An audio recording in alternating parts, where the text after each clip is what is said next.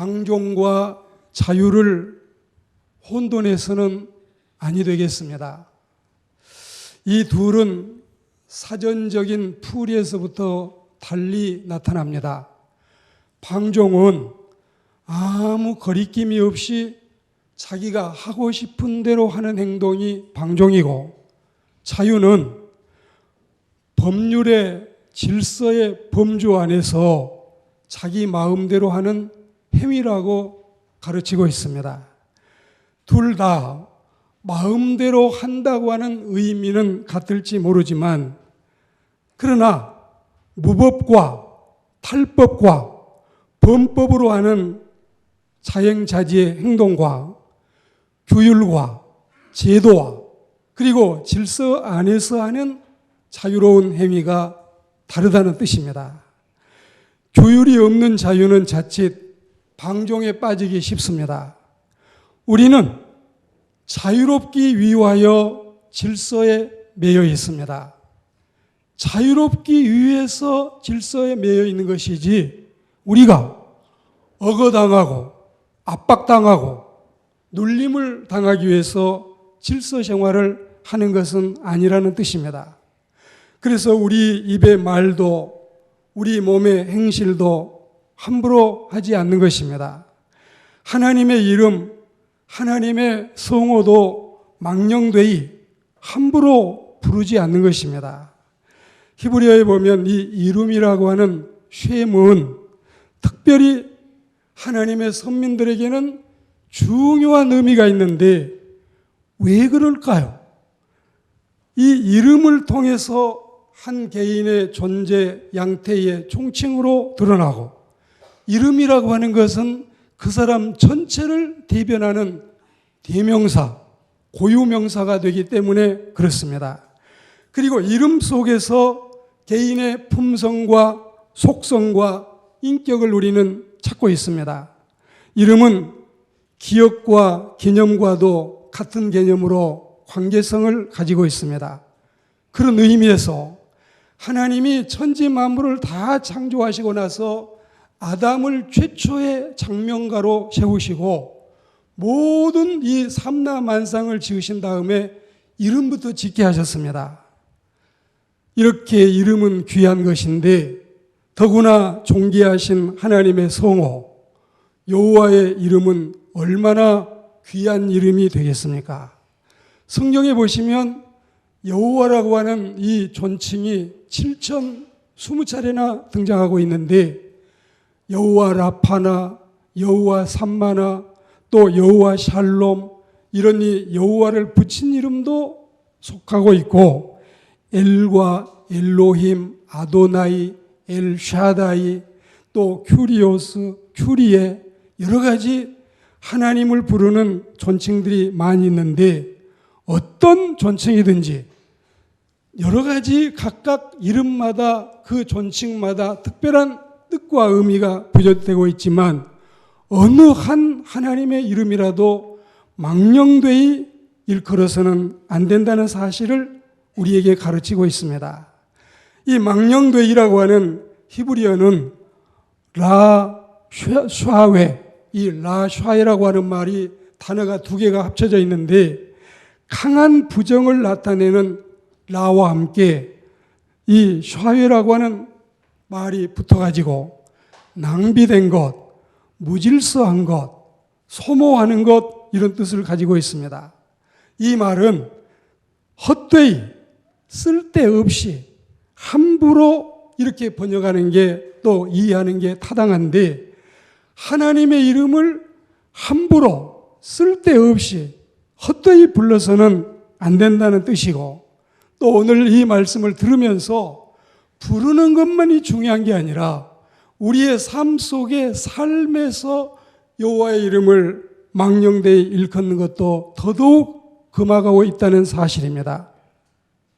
당연히 하나님의 성호에는 순수하고 진실한 구원받은 백성들, 창조함을 받은 인생들의 기도와 찬양과 감사 등으로 영광을 돌려야지, 하나님에 대해서 저주하거나 악담하거나 농담하거나 희롱하는 데 사용돼서는 안 된다는 뜻입니다.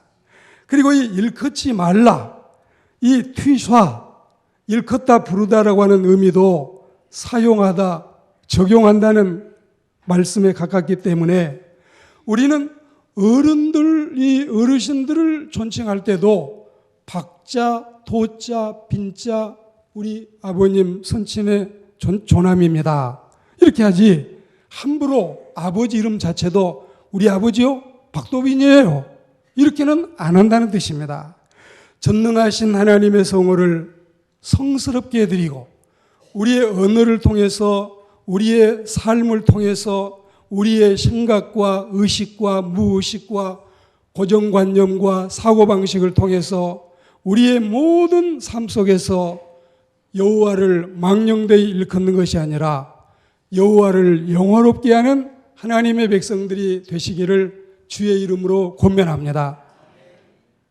제1계명은 경배의 대상에 대해서, 또 제2계명 지난주에는 경배의 방법에 대해서, 그리고 오늘 이 제3계명은 경배의 정신에 대해서 이어서들을 안식일에 대한 말씀 제4계명은 경배의 시간에 대해서 말씀하고 있습니다. 소극적으로는 하나님의 이름을 욕되게 하지 않는 것이고 적극적으로는 하나님의 이름을 영화롭게 하는 것입니다. 여호와의 이름을 망령되이 일컫지 말라고 하니까 그냥 나는 입을 닫고 아무 하나님에 대해서 호칭 한 번도 하지도 않고 살겠다, 이 뜻이 아니라 이것은 소극적인 의미라면 적극적으로는 여호와를 찬미하고 여호와께 감사하고 여호와를 영화롭게 하고, 이렇게 세상에서 하나님의 종들이 엄청난 범죄를 저질러 온 세상에 비웃음거리가 되게 하고 세계 토픽거리가 되게 하는 이런 일들이 바로 하나님의 영광을 가리는 부끄러운 일이 아니고 무엇이겠습니까? 입술로 하나님의 성호를 함부로 부른다든지 부도덕한 생활로 인해서 하나님께 욕을 돌린다든지 이방인의 입에서 예수 믿는 것들이 왜 저래? 예수 믿는 것들이 왜 이래? 이런 말을 듣게 하는 것이 하나님께 욕을 돌리는 것입니다.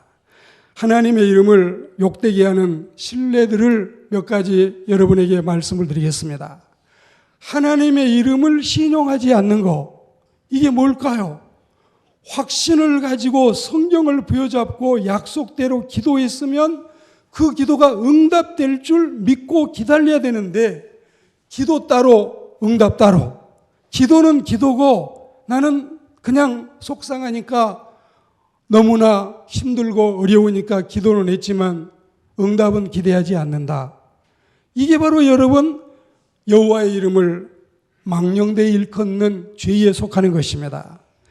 기도를 하지 말든지 했으면 하나님께서 응답하실 줄 믿고, 물론 그 응답은 예스냐 노우냐 웨이트냐 다른 양태로 응답이 내려오겠지만 하나님께 기도했으면 주실 줄 믿고 기도했으면 응답도 기대하는 신자가 여호와의 이름을 망령되이 일컫지 않고 여호와를 영화롭게 하는 신자가 됨을 믿습니다. 하나님을 무지하고 불경건스럽게 헛되고 세속적이게 하는 것, 이 하나님을 내 입술로 회방하는 것, 베드로가 예수님을 부인한다든지, 또 여러분 예수님에 대하여 신앙 고백을 거부하고 또 이것을 이제 다시 반대로 자기가 고백했던 것들을 다 바꾸어서 하나님 앞에 드린 고백을 거짓으로 만들고 무효화하는 것, 이런 것들이 다 범죄인 것입니다. 신명기 23장 21절과 22절, 23절 말씀해 보시면 하나님 앞에 약속된 제물을 드려야 되는 거, 반드시 주님은 그것을 내게 요구하시리라. 더디함도 내게 죄라고 말씀하고 있습니다.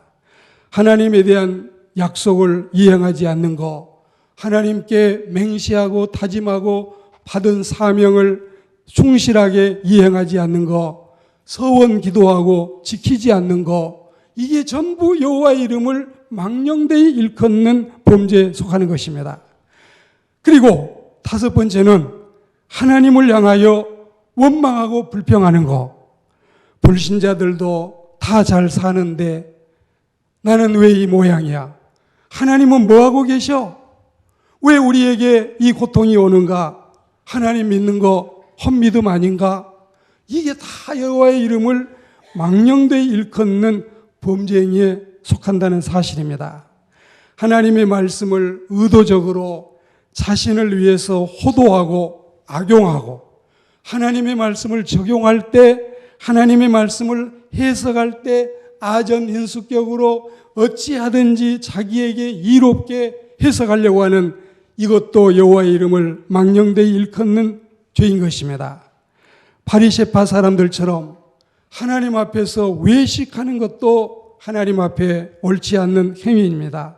이런 외식 또한 여호와의 이름을 망령되이 일컫는 범죄이기 때문에 그렇습니다. 기도할 때에 중언부언하는 거, 하나님의 성호를 욕되게 하는 것입니다. 반면에 적극적으로 하나님을 영화롭게 하는 거룩한 우리의 믿음의 고백, 우리의 행위가 하나님께 드려지는 신자들이 되어야 할 줄로 믿습니다.